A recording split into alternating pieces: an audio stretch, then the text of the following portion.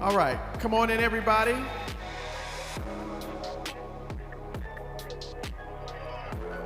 Well, I hope everyone has had an enlightening afternoon thus far.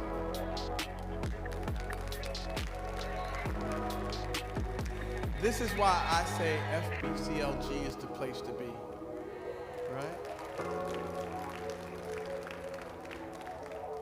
And I say that because there are very few other institutions of faith that are committed to educating you beyond the scripture, because the scripture should relate to every day in your life. And so today it has been a privilege, and I want to just shout out Minister Corwin, who this is his first major event playing with us. So I'm going to welcome everybody who's coming in from online, our online audience. I'm sorry about the delay. We're moving just a little behind. We have had an amazing afternoon thus far. We've gone through a number of Freedom School classes, and then we ate, and we're still awake. The wings and the fries was amazing. And we watched the movie Red Tails, the story about the Tuskegee Airmen. And we did all that leading up to our most special and honored guest today. For those of you who are joining us online, when First Baptist learned that there was an attempt to erase us from history, we decided that the black church has been the place where we were educated first in America. And the unique opportunity that we have in this administration is to once again take the lead in making sure that our community is the most informed community, that we do not necessarily wait for the government to educate us when we can educate ourselves. And part of that education today is living history. And so my dear brother, Doug Melville, is the direct descendant of a family that has transformed the United States military single-handedly. The character you saw in Red Tails is our brother's grandfather. And he is not only an expert in diversity, in marketing, he is also a historian who has worked meticulously to recapture and make sure that his family is not lost in history.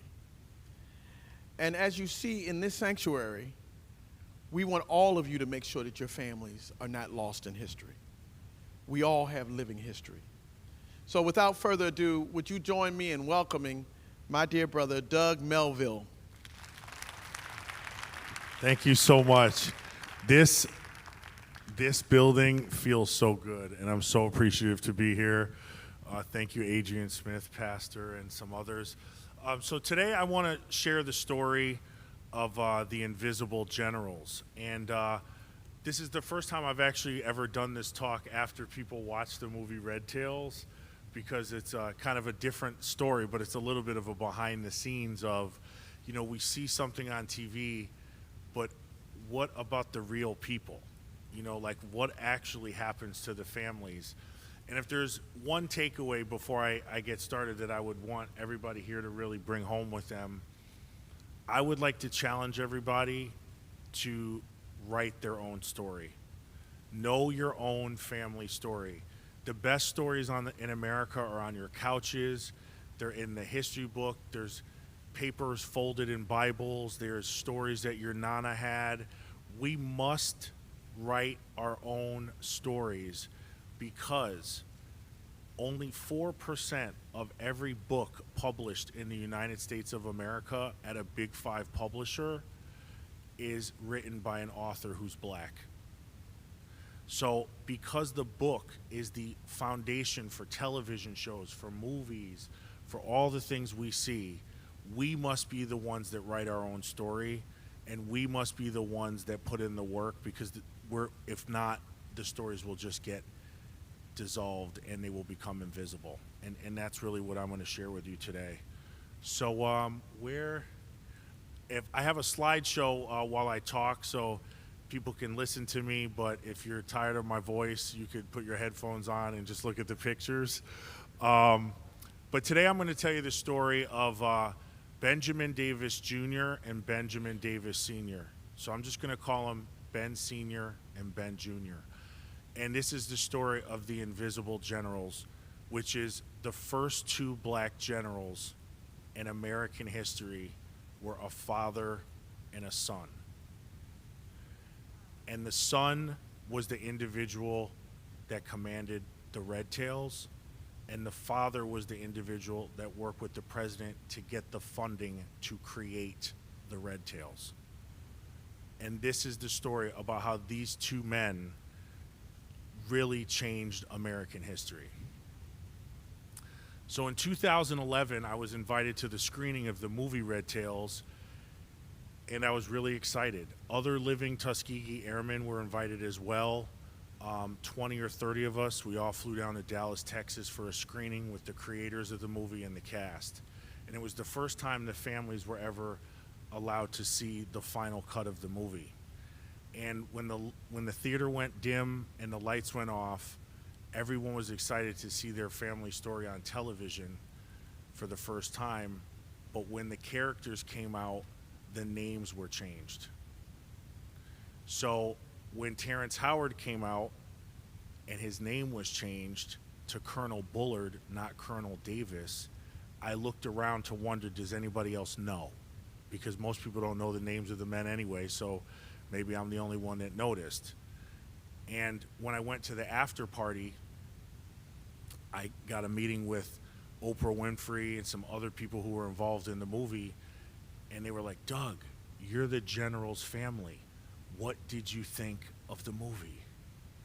And I said, who changed the names? I didn't even really comprehend the movie. Who changed the names? And she was like, Doug, and other people joined around and said, Doug, this is Hollywood. This isn't the real world. These are amalgamations of different characters. So Terrence Howard is actually supposed to be 3 or 4 different people. And every character that you see is a combination of 4 or 5 people's stories. This is Hollywood. This isn't a documentary. And I looked around and I saw all these men 90 and 100 years old. And they had wives, they were on oxygen machines, and every single family that was there thought their name was going to be in the movie. And all the names were changed. So I went home to my dad and I said, Dad, Ben's name was taken out of the movie. And he goes, Doug, if you think that was bad, why don't I tell you the real family story? And for me, this man was the man who paid for my college. He bought me my first car. He bought me my first set of golf clubs. He was the center of our whole family. He never once in his entire life said anything about the United States military. You would go to his house, there wasn't one picture in his house of the United States military. It was all feng shui with waterfalls and Buddhas, and he prayed every morning. And I didn't really know what was going on as a kid. I was just like, Dad, something's wrong with Ben. All he does is look out the window and watch airplanes go to the airport. He never had mentioned anything about this to me. So for me to not have his name in the movie was just such a slight. So my dad said to me, Doug, if you think that's bad, let me tell you the story about Ben and his father who raised me. They were known in the military as the Invisible Generals. And he sat me down and shared a story that was so much more robust than the movie. And in that story, he shared with me that the family, if you go back 5 generations, Ben Jr.'s grandfather, his name was Lewis Davis, used to be the babysitter for Ulysses S. Grant in the White House. And because he had access to the president, he was able to get a favor for his son, who was Ben Davis Sr., the first black general in the Army. And then he was able to move through the system to make sure his son was okay. And then my dad became a clerk for Thurgood Marshall.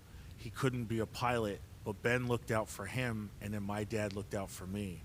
But it was one story about this father and son that I really couldn't get enough of, and I couldn't understand how no one knew their story. But at the start of World War II, and this is so important, there were 335,000 Americans signed up to be in the military. And of those 335,000 people, there was only 2 black officers. And it was father and son, Ben Jr. and Ben Sr. They would go on to work for 8 presidents directly and 13 presidents indirectly as the advisor for Negro policy in the United States of America. But yet no one ever heard their story. So I'm going to kind of start from Ben Sr. and the Buffalo Soldiers and work our way till today. And I want to have everyone leave here inspired to realize we have to be the ones that sometimes find and search for our own stories, but also give you background on the Tuskegee Airmen, their why, and kind of what these men did after the movie ended and their careers went on. So Ben Davis Sr. Joined the Buffalo Soldiers and became an officer in 1901 through President William McKinley. Now, back in those days, if you were black and you did an accomplishment, your direct commander just wouldn't promote you. You would take the test and there would be something inherently wrong. But because Ben Sr. was told through President McKinley from Ulysses S. Grant, if the boy does well, you have to actually give him what he had earned. And this was how he became an officer in the year 1901. He would be an officer and he would have 3 children. And with the birth of his 3rd child, his wife would die in childbirth. He was a single parent. In 1901, 1902, all the way up to 1915, a single parent, the only black officer raising 3 kids on his own. He had 2 daughters and a son. And his son one day, when he was 7 years old, said, "Daddy, I want to fly." And he spent 1 week's pay bringing him to an airplane to fly in a field. And when he came down, he goes, "Daddy, I want to be a pilot." Now, if this was my son, I would have said we should probably go get some ice cream, or, the circus is coming next Saturday. But Ben Sr. said, if you want to be a pilot, the only way that's going to happen is if you enter the Army, because even the United States will need good black pilots, but only if they get through West Point. So sometimes we think of like Deion Sanders and his son, or LeBron James Jr. Ben Davis Sr. trained his son from 7 years old to be an officer and a general in the United States military. In 1932, Ben Davis Jr. gets accepted into the West Point Military Academy, but they did not know he was black. And if you just put this picture up here, this is Ben Jr. and Ben Sr. at West Point, 1932, when Ben gets in. They don't know the race of him or the color of his skin, and it was light. There wasn't photos everywhere, so everyone just thought he was a white cadet. When he gets up to campus, they sit him down in the commandant's office and they tell him to wait for a room assignment. They ended up converting a janitor's closet at the end of the hallway to be his room with no roommate. He goes to bed that night, wakes up the next day scared, because he's at this institution all by himself, really, and he hears the pitter-patter of all the other cadets and people go down to a place called the Sinks. And they had an all-hands meeting, and they said, "We accidentally let a black cadet in. You are to treat him as if he's invisible until he drops out of the academy." Ben Davis Jr. went back, called his dad. His dad said, "Write the date of the graduation on your wall. And no matter what anybody does to you, you have to graduate. There are millions and millions and millions of blacks on the outside that are rooting for you." And Ben said, "It's too bad none of them are in here."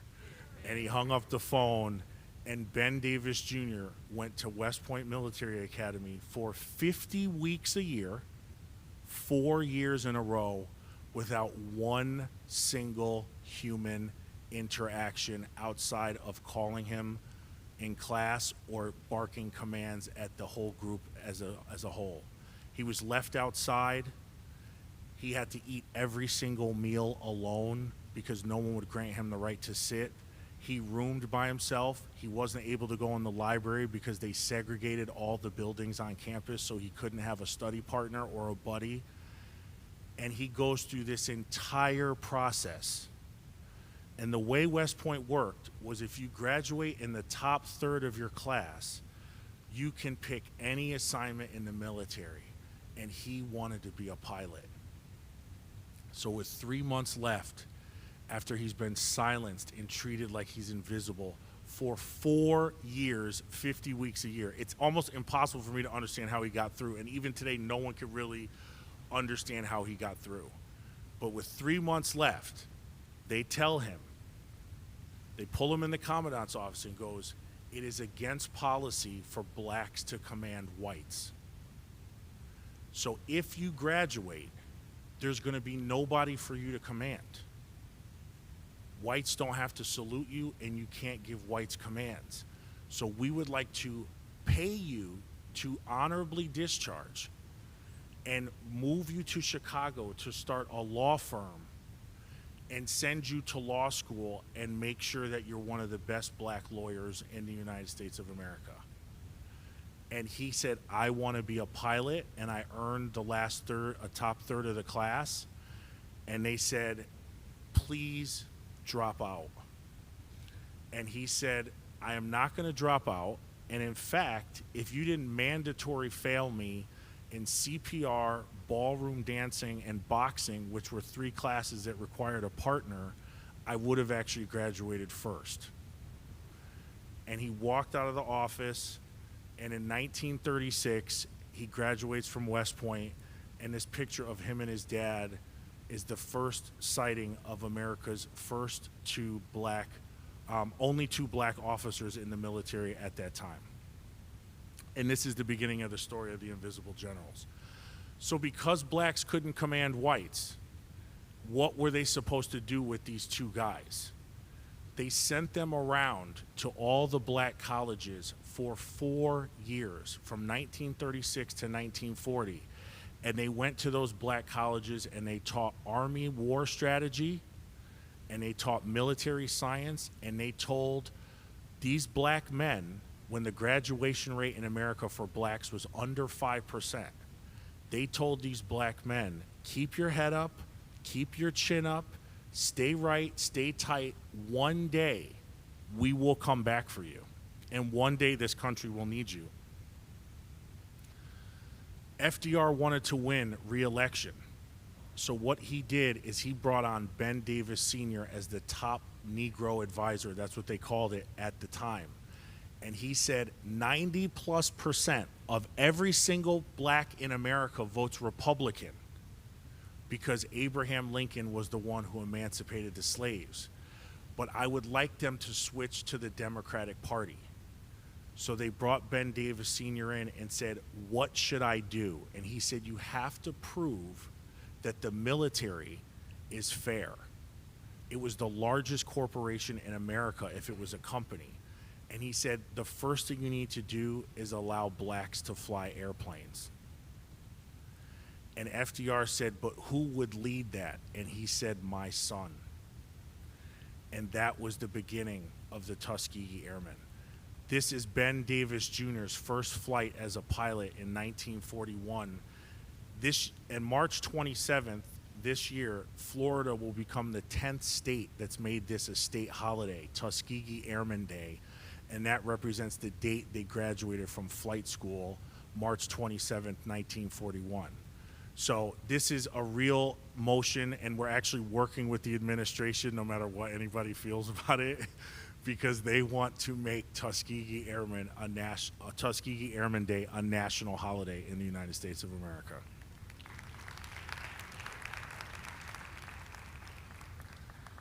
So Ben becomes a pilot, and what they say is, "We're going to start this group, and we're going to call it the Tuskegee Experiment.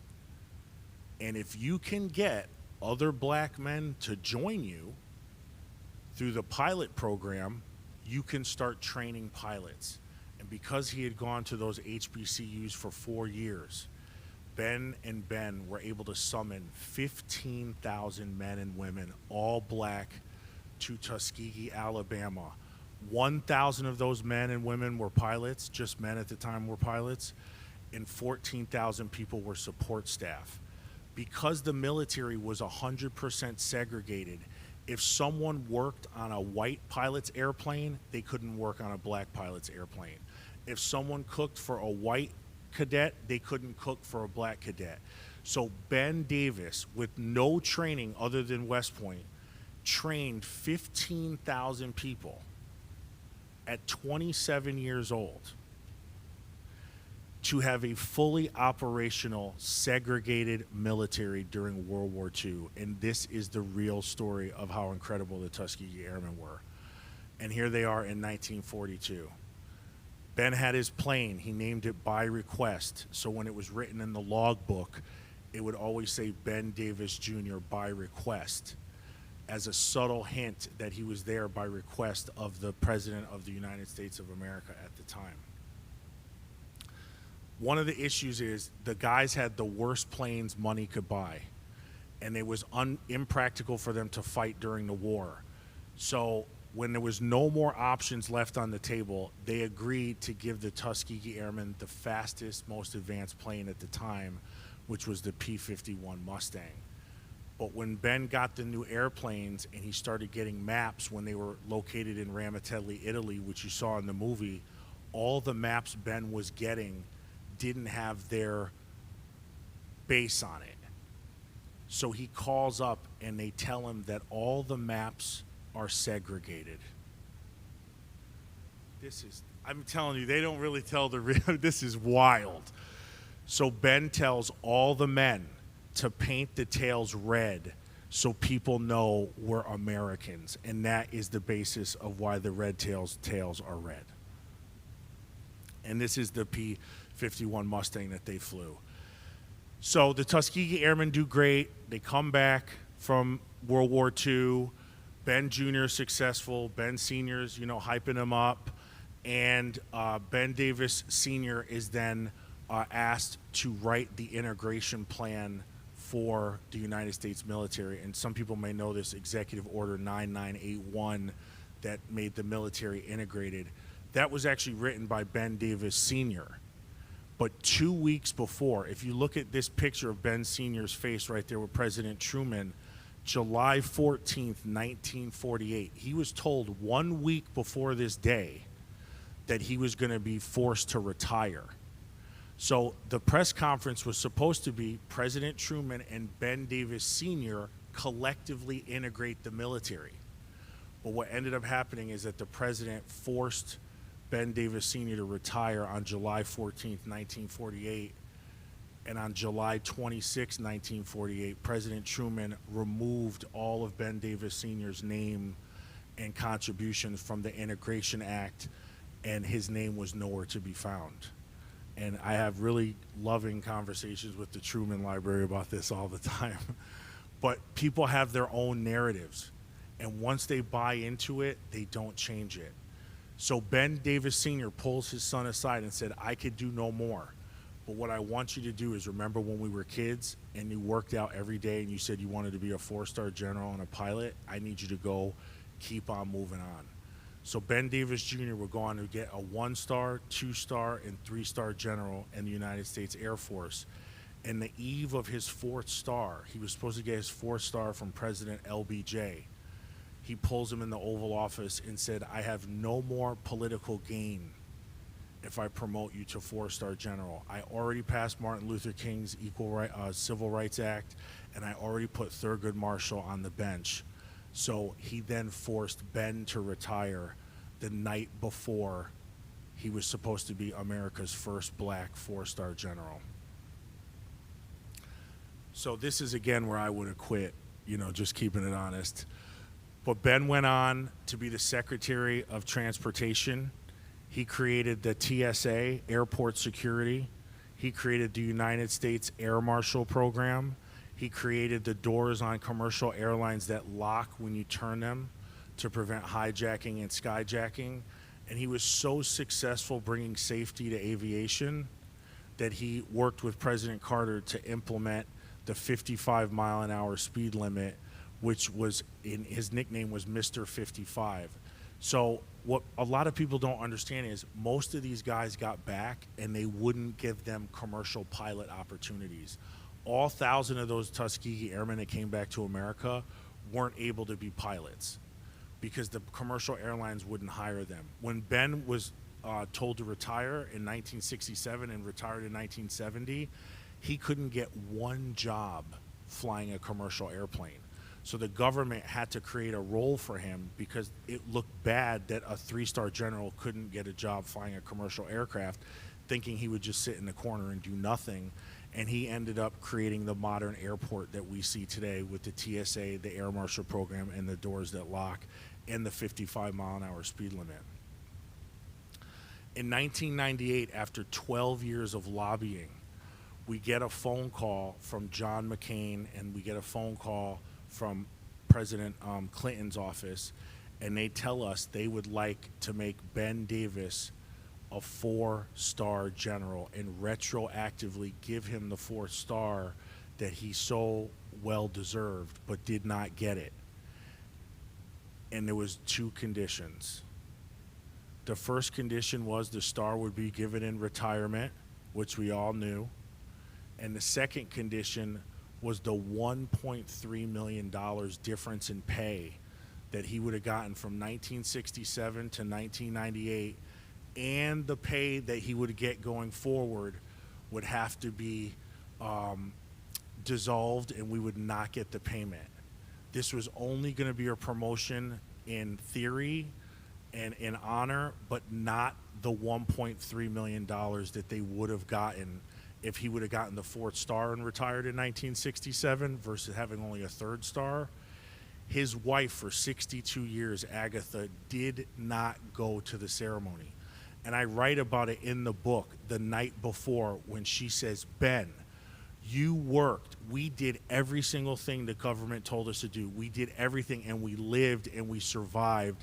And for them to not pay us but honor us in the White House, I will not go. And she begged Ben to not go and not get the 4th star.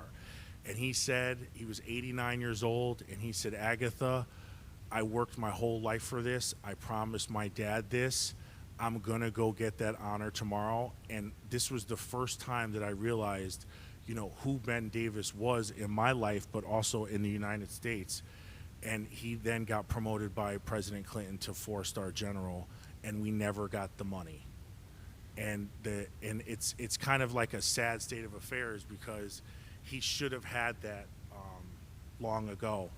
Ben went on to live a few more years, and he would end up dying 4th of July, 2002.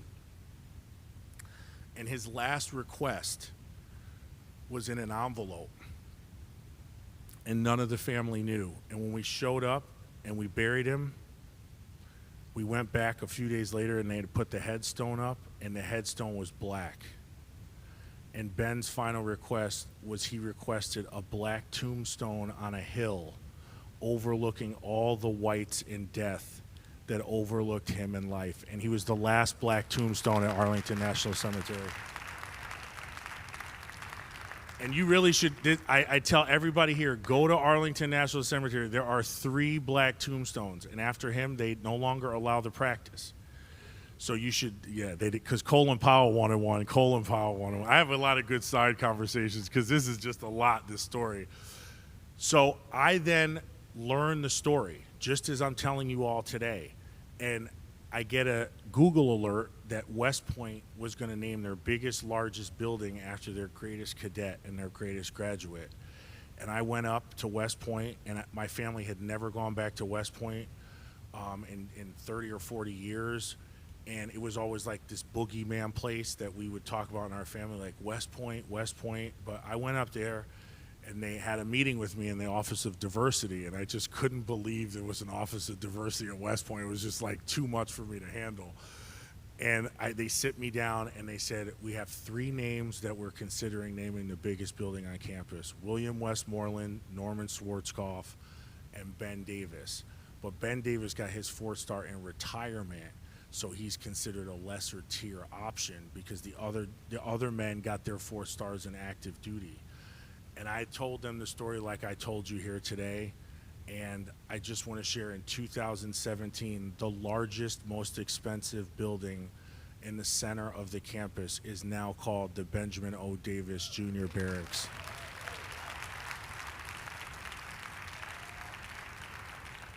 After we were able to do this, and West Point graduates call me all the time and go, I don't even know how we pulled this off, because this was just unbelievable to see, and it was the first thing on the whole campus named after a black graduate.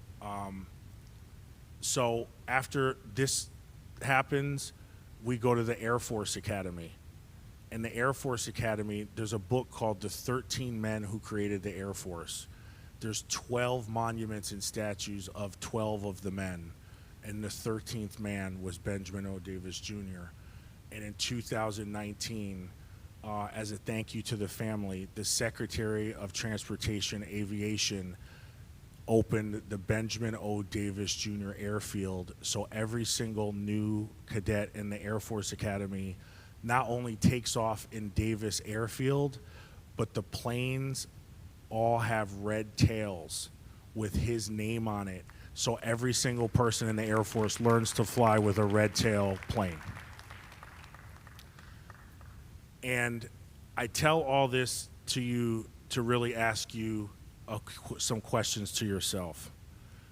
The biggest learning on this journey for me was that the United States Media Department during those World War II was actually created to follow around Ben Davis Jr. so they could get video and photos of his plane crashing. When his plane did not crash, they have more items in the Smithsonian Museum than any other general in the history of World War II, because so many people were following him around with cameras and video. They still have all of these things. So I go to the Air Force, the Air and Space Museum, Smithsonian in Washington, D.C., and I send in a request, and I meet with the museum curator, and I said, why is nothing on display? How could you have this great collection? And I talk about it in the book, and was the biggest learning for me. And she said, we don't display it because when they moved all the items out of their home, they asked if we could cross out African and just put American, because they felt after all these years they deserved to be recognized as American heroes for the whole good of the country. And because there's scratch out marks on most of the items, it's considered abandoned and graffitied, so they don't display it in the museum. So it made me realize they did all of this work, and all they asked from the Smithsonian was if they could be remembered in the eyes of history as Americans. And because of that, and because they crossed out a lot of the items, their items are not displayed at the Smithsonian. So the greatest collection of the greatest father and son are nowhere to be seen, and they're buried in the basement. And when I went to the other presidential museums, COVID had happened, and a lot of the museums had items that they hadn't scanned. One of the challenges was in the 60s, in the 70s, in the 40s, and the 50s, they only tagged white males in the photos. So it would say general this, da-da-da, and Ben Davis would be and other. So it's took me 10 years to go back to every single museum where he had his footprint and actually manually add his name into every single photo and document where it was removed. And I tell all of you this because if this story can remain hidden, the stories that each of you possess, that your grandfathers and great-grandfathers and your grandmothers and aunties, what they went through, if we don't know the story of the invisible generals, then who knows what story is out here in the world. So when I put those questions on the screen and I ask you, what is your legacy and what is your story? If someone else writes your story down, they own it because they're the copyright holder. do not let someone find the jewels or the stories or the experiences that you have handed down. I never wrote a book before, but I pushed myself to write a book. Also, how could we shape history? This is not long time ago. My dad was there. You know, there's a son here of someone who was a Tuskegee Airman. They informed me, and there's other families, and there's many people. This is only 5 minutes ago. So it's important that we're engaged. And the last question I want to ask is, who are your invisible generals? Who are the people that paved the way for you that you don't even think about? I never in my whole life knew anything about this story. My dad never said anything. Ben never said anything. No one ever said anything, because silence was safety and security. And they didn't want to bring up the trauma. Even when I wrote this book, my dad was like, I don't really want to share these stories. Are you sure no one's going to come after us? Because he was still thinking like when he was a kid, when they were told, you need to be invisible. So with all that said today, I encourage you all, if you have a minute, to pick up a copy of the book, read it. I'm happy to sign them for you today.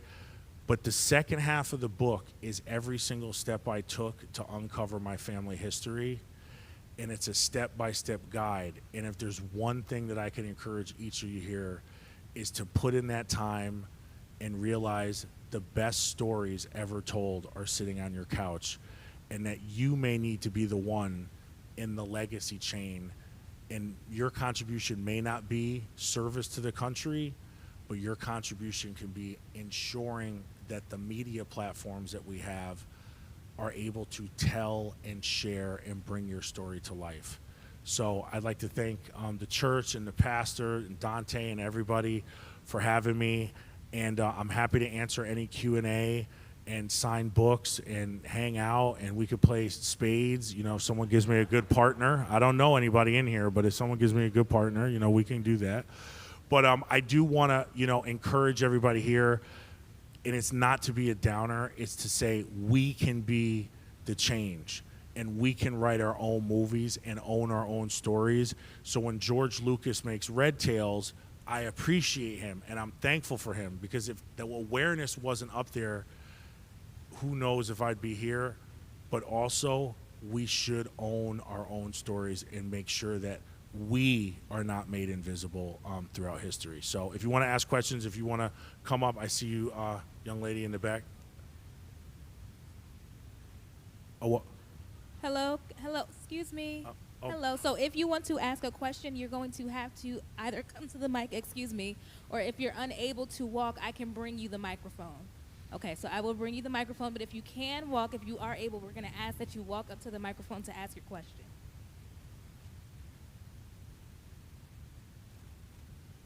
How you doing today? I simply want to know who's black in the family. Somebody had to be black for Ben to get black. You know what I mean? Who was the one? We're all black. No. That's not what I mean. That's not what I mean. Oh. I mean, where did the family trait become black? Was it his mother? Lewis Davis. Lewis Davis, who was Ben Jr.'s grandfather. He was actually a servant. And after the Civil War, he was left as a child on a plantation, and he was actually picked up by General Logan, and he lived in General Logan's house. They brought him in and raised him as a young boy as a servant, and then essentially absorbed him into the family. But there is a lot of mixed race blood in our family just due to the nature of the times. But we all identify as black. Yeah. No, my dad went to Howard. You know, he's like, you know, I don't know if you need receipts, but I'm just, you know. I'm just saying he worked for Thurgood Marshall. I don't know. I mean, it's like, you know, I mean, but you know, it does bring up an interesting question about colorism, though, you know, and could Ben have gone that far if he was as dark as his father? You know, I don't really kind of get into that because he was still treated, you know, so horribly that, you know, I'm not really here to, like, you know, cut hairs. It was a pretty bad existence. You know, he never went, you know, he didn't really have fun and really didn't have a lot of joy, but he would always wear red, and he always appreciated the time with the airmen as his favorite time of his career. Hi, my name is Stella. Hi, Stella. I wanted to thank you for sharing your story. I actually just came back from Hawaii visiting my nephew, who's in the Air Force. He's a master sergeant in the Air Force. And during the time I was there and on my way back, I actually learned about Ben Davis. both Ben Davis, Okay. senior and junior. So this is a full circle moment for me. So thank you. Oh, thank you so much for coming, and I'm glad that you're learning the story. And one of the things that the pastor did say was there was a big debate at the Air Force Academy: is the Tuskegee Airmen story DEI, and should it be removed from race-based learning? And I had a lot of talks with the former historian of the Air Force Academy at West Point too, and it brings up an interesting debate that there will be no answer to, but I will pose it aspirationally, and that is, should Black history just be American history and we remove the Black from it and it just becomes an American history story, or do we keep segregating the story as Black history and telling it louder during 1 month of the year, but then therefore it becomes race-based learning and gets eliminated? So I think these are really big questions. At the end of Ben's career, when he wrote his book in 1996, he wouldn't speak to any Black colleges or Black student groups because he felt they were self-segregating. And he couldn't understand how him and his dad fought for integration for 75 years, and finally when they got integration, as time went by, people started self-segregating, and he would always ask my dad, why is this happening? Why is there a Black student union? Why is there the NAACP still here? And I just think it's an argument that's happening now that I don't think Ben could really get out of his own lived experience. But when the mothership doesn't support you, you break off in your tribe so you can find community. And I think he never really understood that part at the end of his life. And it was like a challenge for him to really comprehend it. Question back Any here? other questions? Yes. Thank got you the for your little man. story. Oh, how you doing? How you doing? I had a question about the recent developments with the DEI removal from was the Tuskegee Airmen story used in training videos in the Air Force? Because was it told the real story, or how did that There was actually several different learning capsules. The problem or the challenge, and if anybody here, I do write a weekly column for Forbes magazine on diversity and leadership, so I do cover some of these topics in more depth.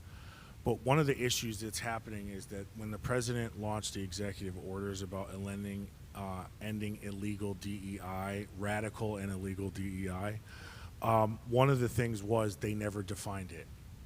So every single professor at each military output, at the Air Force Academy, at West Point, is supposed to make their own decision on if they feel this story and other stories as well, women in the military, the 6888 story, there's many, many other stories, the Buffalo Soldier story, the Tuskegee Airmen story, but it's hard to separate these stories because they didn't want to be separate. They wanted to be in the Air Force with everybody else, but they ended up having to create their own segregated unit. So the executive orders are not defining what DEI is, so it's subjective based on who's in charge of the learning.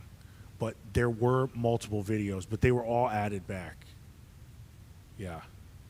I guess that's a win, right? It's like, oh, we took it away. Yay. Okay, you added it back. It's like, okay.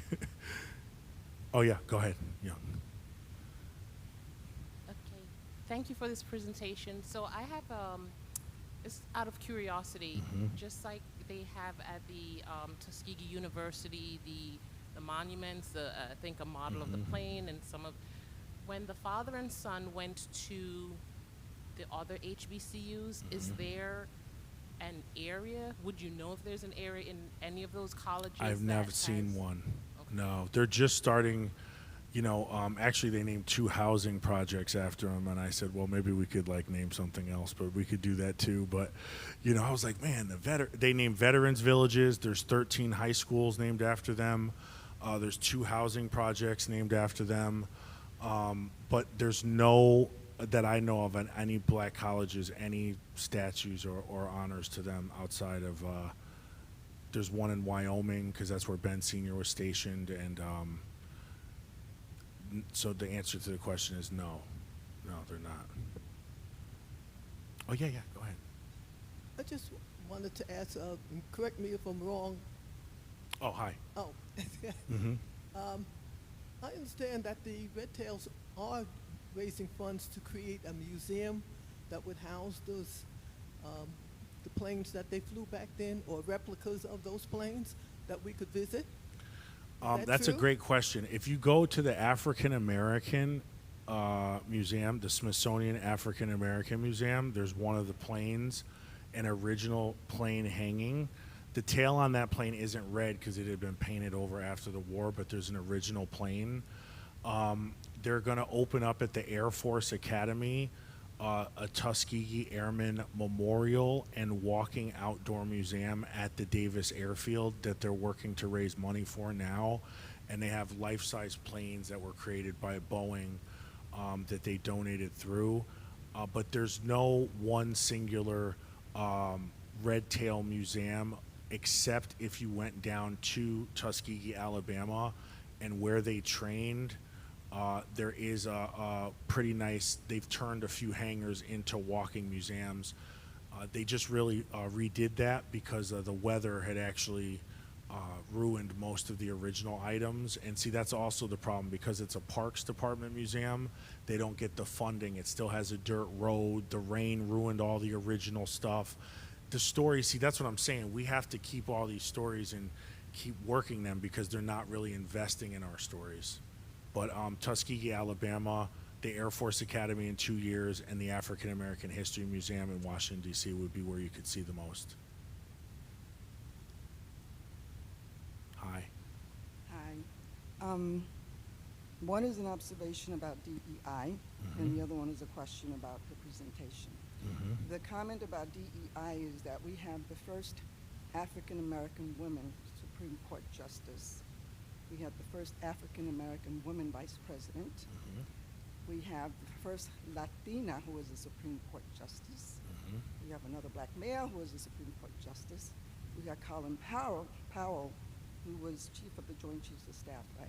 So my point is, I don't know why DEI keeps coming up when black people and people of color accomplish something that they are very qualified for. So this is a rhetorical question because I know we know the answer to it. Yeah. It I seems think the rest of America has a problem with it. That's right. That's right. We know the answer to it. You know, and So, I think it's yeah. it's just used as a way to politically minimize us, or it's almost like a scarlet letter that has been put upon people of color to say, oh, you must be DEI. Right. You know, that plane that rolled over in Canada, they said they're not going to release the pilot's name because one's a woman. The helicopter, they didn't want to release the woman's name. Her parents didn't want to release it because she's a woman because they put such fear that DEI is a scarlet letter. Everyone's taking the same test. And even the whole West Point narrative, it was hard for them to say Ben was not the greatest cadet when he went there 4 years with no one talking to him. That's not DEI. That's like torture, or I don't know what you would call it. It's insane. But it is true. You know, the year before they emancipated slavery in America, there was around 3.9 million enslaved Americans. The year before the year before the Civil War, they used to have, you know how, like, when you go to a neighborhood and look at homes, let's just imagine where there's a paper pamphlet and it would be like, oh, we're going to drive you to this neighborhood and you're going to look at all the different homes, and you read the package and it says how many garages and square feet and everything. The year before the Civil War, they used to make pamphlets about how smart enslaved people were because they had no training on language, no formal education, no access to any medical or health benefits, and they built almost every single structure in the entire United States of America.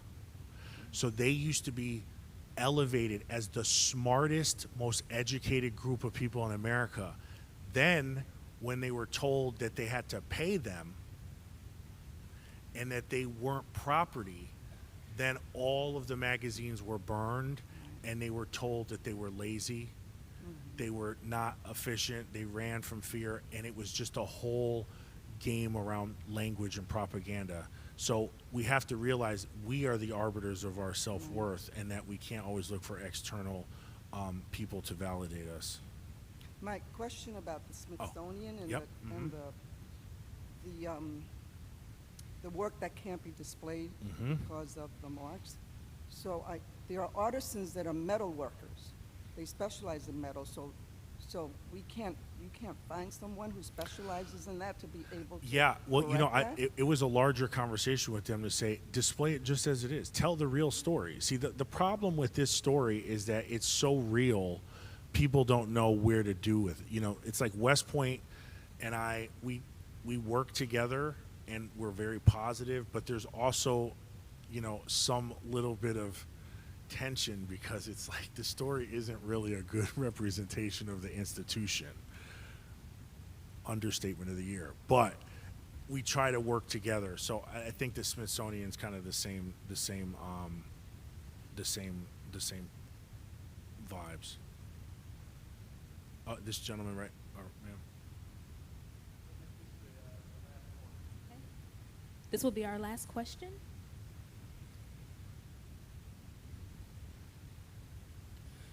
Could you please describe the similarities between how Henry O. Flipper, your grandfather, and your father were treated at West Point? Yeah, so Henry O. Flipper, thank you so much for that question. Henry O. Flipper was the first black graduate of West Point Military Academy. And actually there was 3 black graduates of West Point in the late 1800s. Ben was the first to graduate after the turn of the century. So during Reconstruction era, where there was essentially a protection among blacks by the federal government as they were rebuilding after the Civil War, blacks were able to go into West Point. And actually, many blacks entered at that time, but they just couldn't stand the silencing.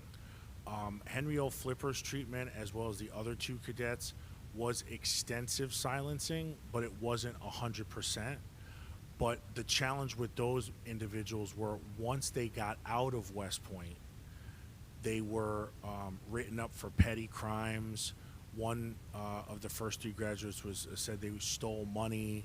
You know, they put character assassinations on these men, so they really couldn't be successful.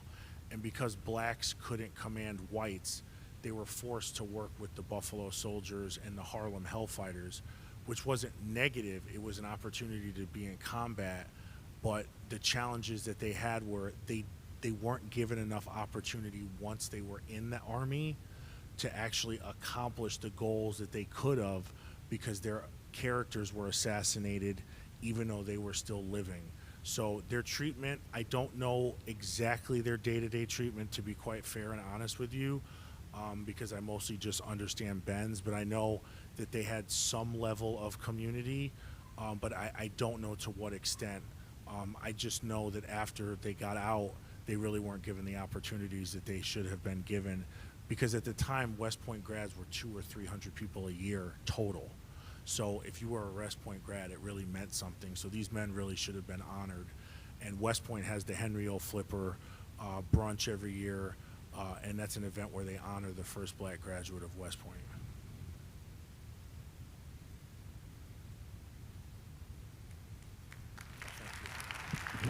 Would you join me in celebrating our dear brother Doug Melville and his beautiful work? Thank you so much. Oh, it's my pleasure.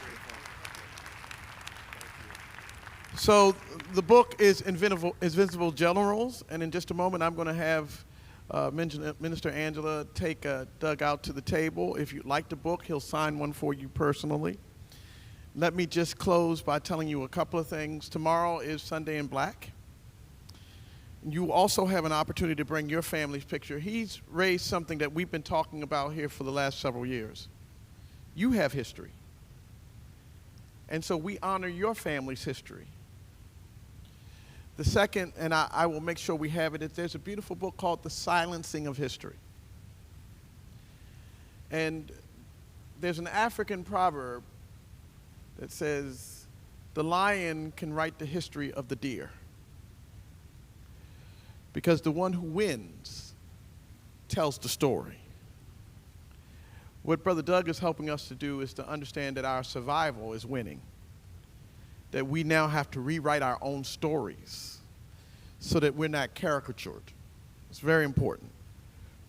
Lastly, generations are important, and the Reverend Dr. Jackie Thompson and I just had a conversation about Kendrick Lamar. Each generation views the world through their lens. Doesn't make it bad. So some generations fought for integration. Some generations said, we don't want to be integrated. I suspect we're on our way to another curve where we're talking about the growth of black institutions. With every great historical movement in this country, there's been a counter-revolution. And one of the great epics in history is right after the Civil War, the Confederate South created an entire historical campaign to change the narrative of the Civil War. And that's why you got Civil War statues. And so all the Civil War statues were to change the narrative of how the Civil War went and to recreate the valor of the Confederacy. We're still living that now. That is why the works of Brother Doug Melville and others who are capturing our history are very important, because they're written from the perspective of the people who lived it to correct some of the things that have gone on. So I once again want to thank him, and I want to ask all of our veterans to stand up for a second so that we can honor and recognize you. We want to celebrate. And our veterans ministry arranged, and we're going to make sure we do this. We have several helicopter pilots and men and women who served honorably and did very heroic things in the military. And we also have the son of one of the original Tuskegee Airmen here, and they have a display outside. And so we want to honor our living history here as well. The Bible says, tell your children and your children's children what I have done for you. We are honoring the scripture today at First Baptist, and we praise God. Minister Angela, you want to take a... She's going to take you down. So Brother Doug is on his way to the table. The books are $20. You can form a line if you already have your book. If it's not signed, he'll sign it for you. Thank you all so very much. Can you give yourselves a hand? We've been here all day. We'll see you tomorrow morning at 10 o'clock. Lord have mercy. I'm ready for a nap. We'll see you tomorrow morning at 10. If you want to park, we'll see you at 9:15. Amen. Thank you online for watching. Have a great night.